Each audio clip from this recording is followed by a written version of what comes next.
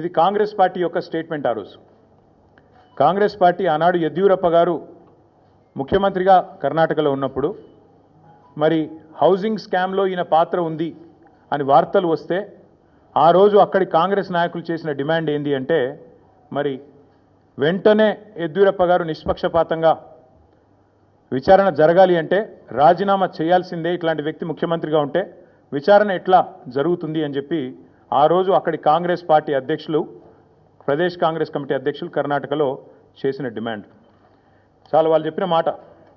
The Karnataka Congress on Thursday demanded that Karnataka Chief Minister B.S. Yediyurappa either resign or be sacked to ensure a fair investigation against him in 2019 corruption case. ఇది కర్ణాటక కాంగ్రెస్ మాట, నా మాట కాదు. ఒక విచారణ ఎదుర్కోవాల్సి వస్తే ముఖ్యమంత్రి గారు ఈదర్ ఈ షుడ్ రిజైన్ వాలంటరీలీ, స్వచ్ఛందంగా తప్పుకోవాలి, లేదా ఆయనను అర్జెంటుగా తొలగిస్తేనే నిష్పక్షపాతమైన ఎంక్వైరీ జరుగుతుంది అనే మాట వారు చెప్పిన మాట. ఇవాళ మేమంటుంది కూడా అదే.